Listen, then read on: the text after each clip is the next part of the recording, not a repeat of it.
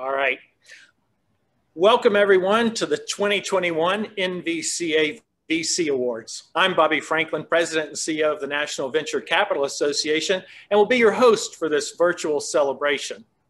This format is certainly different from what we have put together in prior VC Awards ceremony. And many of you know we used to get together at the gala event in San Francisco every spring.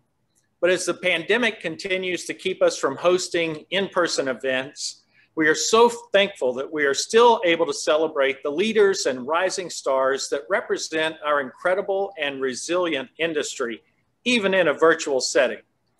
We're going to kick off this event with a fireside chat with Moderna CEO, Stéphane Bancel, and then we will transition into our VC Awards ceremony video, where we will hear from all of our award winners and our sponsors.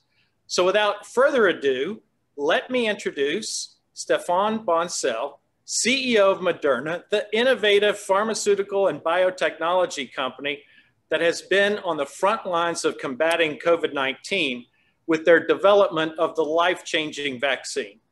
Moderna has certainly become a household name throughout the past year, as we have all been living through the effects from COVID-19. It's an honor and a real pleasure to have Stéphane here with me today. Stéphane, thank you for being here. Well, Bobby, thank you so much for having us. And, you know, I should mention, here we are on a Zoom platform, which was venture-backed, talking to a CEO of a venture-backed company. So if that's not proof of the importance of the venture capital industry, I don't know what is. Exactly. So, Stéphane, you weren't born and raised here in the United States. You were born and raised in France. I would love for you to tell the audience first about what led you to come to the United States in the first place. Sure. I mean, it all started because, you know, I was born in '72. So I grew up with computers and coding. You know, I got, Texas Instruments and coding in BASIC, and then an Apple IIc and coding again. So I really fell in love with technology, at a young age. And I think all the companies that were growing up in Silicon Valley were really like an example of, entrepreneurship and technology and the impact on the world. That was extremely inspiring to me. And at the time, I thought I was going to go into the tech world. And when I was studying in France, in college, I actually stumbled on biology by accident. I used to hate biology in high school because I could not understand a thing. But then when I go to college, I'm studying engineering. I love chemistry. Chemistry leads me into biochemistry, leads me into genetics. I love genetics and come back to biology via studying genetics. And so I decided to come to the US to get a Master's of Science in Biochemical Engineering.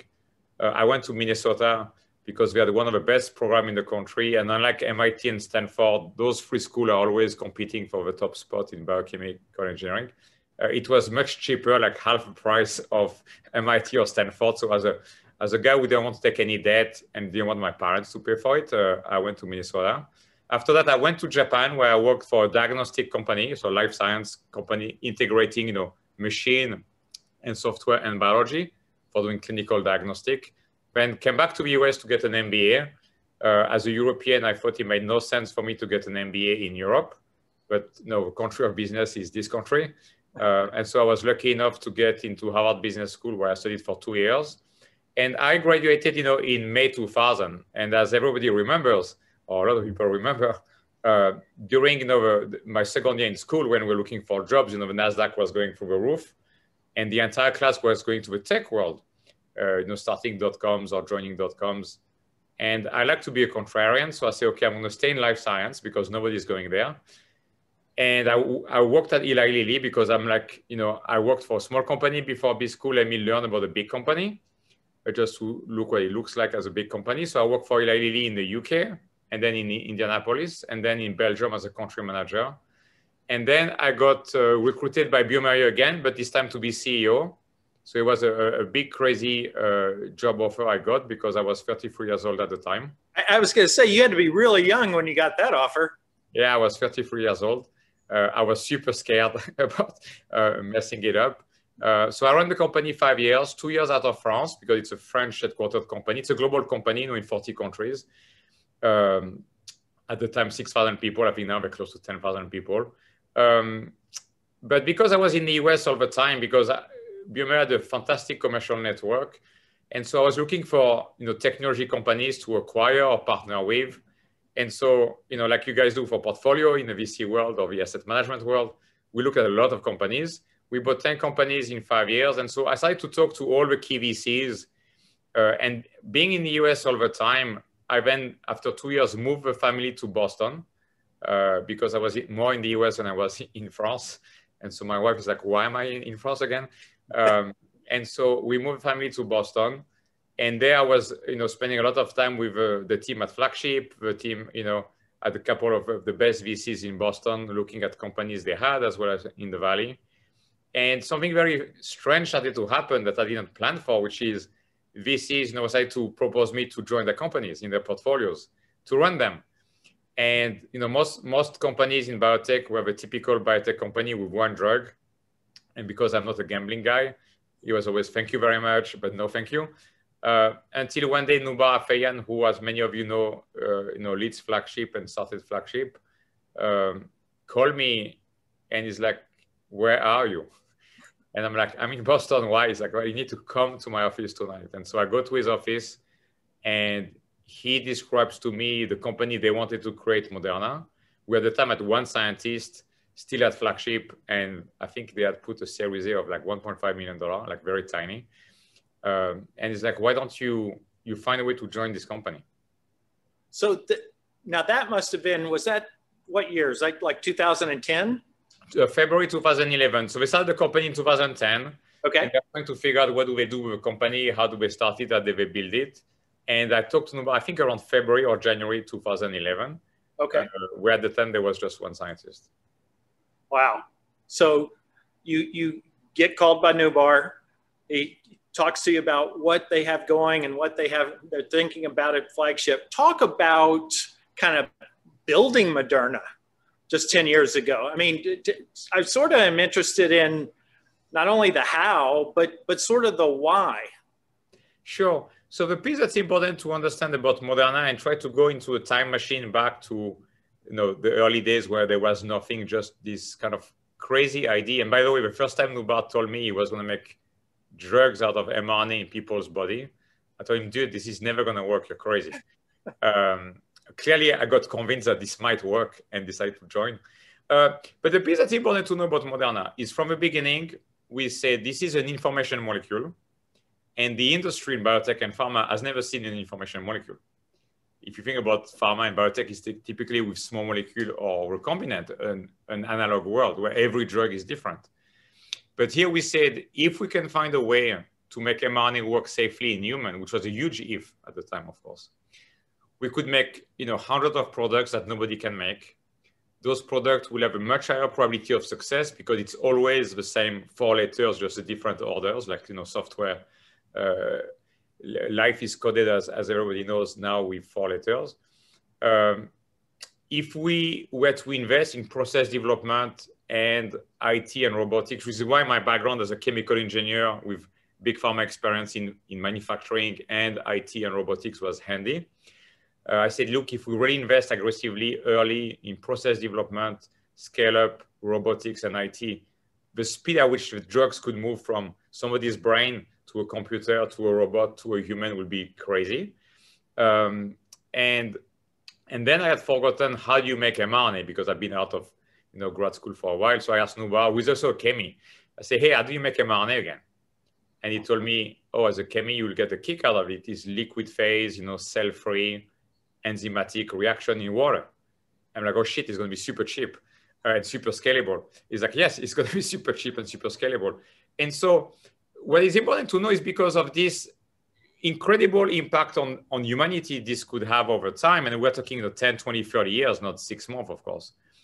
We thought this could be a new class of medicine, like recombinant transformed small molecule, 50 years ago when VC funded, Genentech and Amgen started the biotech revolution.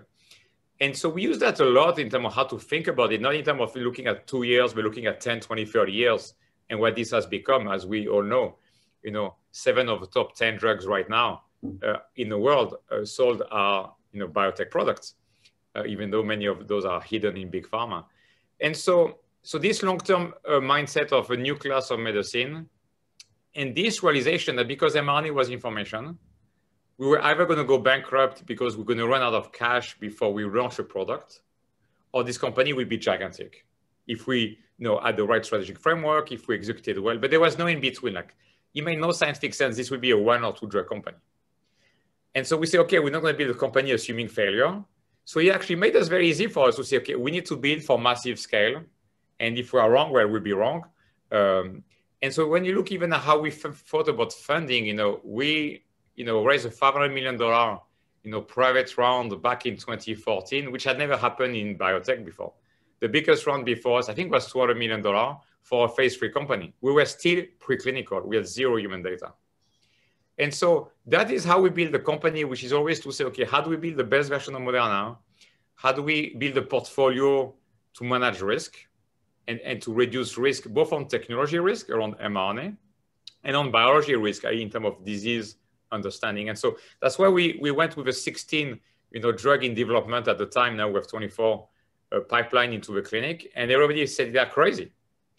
And we did that to actually reduce technology and biology risk, but we increased tremendously financing risk because you had to fund all those products, and execution risk because you had to make sure you could run the company that was building the plane while you were flying it with all those products at the same time. Wow. So you started 10 years ago. You had a couple of huge fundraising rounds. You have this idea, this platform using messenger RNA to be able to come up with what is necessary. So I guess my question, you mentioned there that you have, did you say 24 drugs in the pipeline? We had 16 at the time of the IPO. We have now 24, yeah. Okay, 16 at IPO, 24 now.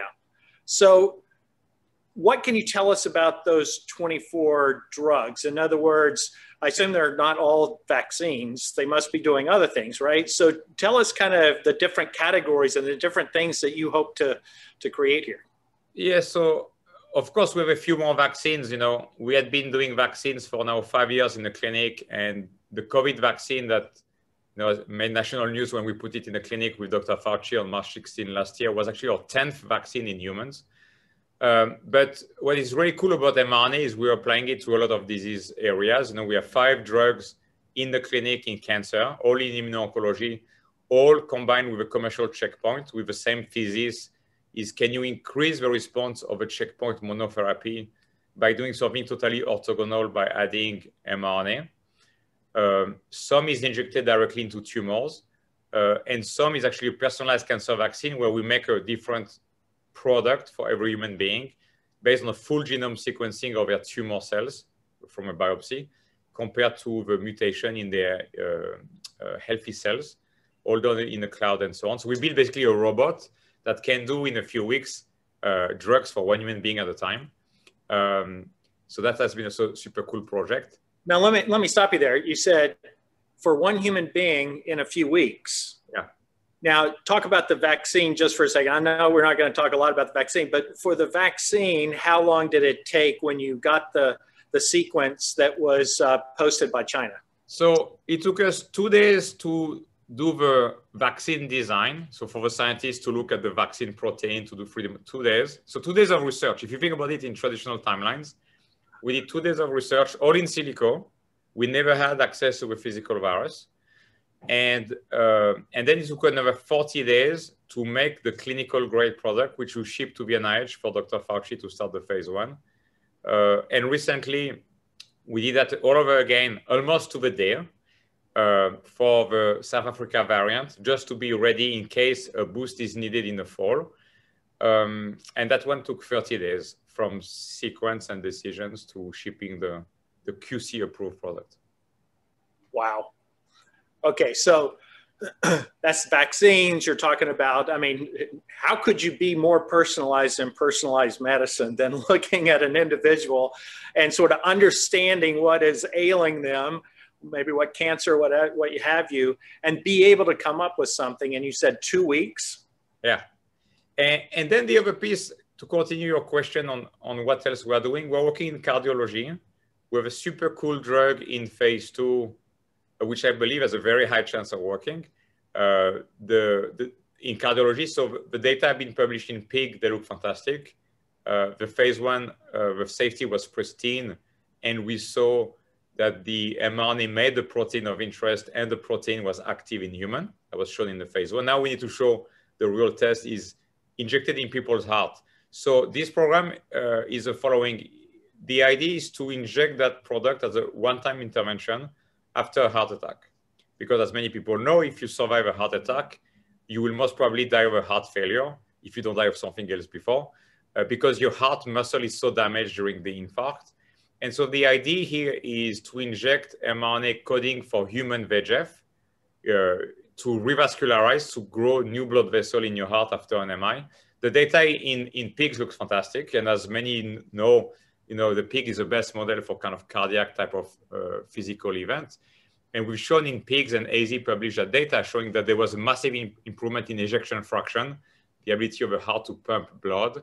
That's very significant from a clinical standpoint, from living between your bed and your TV couch and back and forth, having no life, to being able to have a normal heart function again. So that's in the phase 2 right now. AZ is running it. It's placebo control. It's not impossible we'll get the data this year. We're also in rare genetic disease where we're trying to attack disease that cannot be drugged using recombinant or small molecule by getting mRNA inside cells that require a protein that is missing from those kids that have, the bad genetic information from mom and dad, to basically restore the function of a protein. So we have 4 or 5 programs there. And the last area where we started last year is autoimmune disease. We think there's very cool things we can do in autoimmune disease to restore homeostasis of your body in a way that same cannot be done using recombinant or small molecule. We have a very cool drug that basically gets the mRNA through a formulation we developed into immune cells to rebalance your immune system. So this should be in the clinic this year. So yeah, this year is going to be a very fun year to watch most probably oncology data, cardiology data, rare disease data, and autoimmune disease data. Because as you know, most people think Moderna is a COVID-19 vaccine company. And I'm trying to remind them, no, Moderna is an amazing, very broad platform. We just happen to have a very high efficacy COVID-19 vaccine. I mean, it sounds to me what you're saying is that not only, the world knows you for COVID-19, obviously, but you have all of these things that are very close to coming out. And as you said, COVID-19 was your 10th vaccine. So it's not like it was just the first, even though the company is only 10 years old. So you have all of these things in the pipeline. Is there something that you sort of imagine on the horizon that if we were having this conversation in, I don't know, 2 or 3 years from now, something else that you hope the company gets to tackle? Yes, so we are working on 2 things. One is delivering to the lung via an aerosol. We're working on that with Vertex. It's making very good progress. It's still in the labs. It's still not in the clinic, but it's starting to smell really good. Vertex has kind of paid a couple of milestones and doubled down because they are really happy with where we are and the velocity of that program. So I really hope we can get this into the clinic soon, because if we know how to get mRNA via an aerosol into the clinic for cystic fibrosis, you can use that for a lot of other diseases in the lung. So that would be super cool. The other piece too, we are making our baby step into gene editing. As you guys know, there's been a lot of things written about gene editing and the CRISPR technology and so on. Well, if you think about it, CRISPR use enzyme to edit genes. Enzymes are protein. Well, with mRNA, we can code for any protein we want. So once Moderna is becoming really more of a company able to deliver nucleic acid into the right cells, if you think about it through gene therapy, RNAi, gene editing, the challenge has always been delivery. Well, given the scale of Moderna, we are the biggest genomics company in the world, if you think about it in terms of treatment. We have invested around 2/3 of our capital in science in the last few years, all around delivery. And so now to start to apply that outside mRNA or using mRNA to make enzyme to do gene editing or base editing is a natural extension that we started to do with our first baby step with Vertex, again for CF. So we have 2 projects in the lung. One is mRNA making the CF protein directly. The one is mRNA coding for the enzyme to go do the gene editing into the lung cells. And so you can start to see how Moderna is going to keep expanding our horizon. We always think about how do we grow 10x from where we are. The cool thing about Moderna today is that if you think about the big pivot that has happened to us is last year, we believed mRNA could get approved. Now we know mRNA can get approved. We were a cash flow negative company. Now we have been cash flow positive in Q3 and Q4. And we're always keeping a lot of cash to manage runway, like any responsible startup, because of financing risk and the capital market risk that always impact the mood in the private market, as you all know. And so we used to run the company with 2 to 3 years of cash, but now we have cash flow coming every month. So we don't need that pile of cash, and the pile of cash has grown extraordinarily. I mean, we had $5 billion of cash, no debt at the end of the year, and we're still going up as we speak. And so we are using this time now about asking the question to the team, say, okay, how do we grow 10x from here? Where do we focus in terms of more drugs? How do we focus in terms of more areas? So the 2 areas I would be very excited to see in a couple of years, to your question, Bobby, is delivering to the lung as well as all the things we're already doing, and many more programs in each of those applications I mentioned, and some serious impact, ideally in the clinic with gene editing as well. Wow. Well, Stéphane, when I told folks I was going to have the opportunity to talk to you today, I can't tell you how many people, my parents and others, said, please thank him, because they have the Moderna vaccine now. It gives them hope to get through this pandemic. So on behalf of them, I want to thank you for spending time with us today. On behalf of NVCA and all of our members, thank you for what you do. I appreciate the risk and the bold vision that you all had in creating Moderna out of a venture capital firm, and all the success you've had. And just to give us a glimpse of what the future may hold is so exciting. Thank you very much. Thank you so much for having me. And again, thank you for everything that you all guys do. This country is the best country in the world to invest in innovation, to take risk. And that's how we're going to get the planet to be a better place. Thankfully, 10 years ago, people took a bet on this technology when everybody thought it was crazy. Many people in the press, called us names, including, saying this was, not even real and we are faking it and so on. And thankfully, we were ready when the virus hit last year. So thank you for all the companies you guys are helping and investing and building right now, because in 3, 5, 10 years, they might have a big impact on the world as well to make it a better place. So thank you. Well, what you just said suggests to us at NVCA that you would be a great candidate for us to take up to Capitol Hill and talk about the many issues that help the entrepreneurial ecosystem. Again, Stéphane, thank you so much. Merci beaucoup. Merci beaucoup. Thank you so much, everybody, and stay safe, everybody. Bye-bye.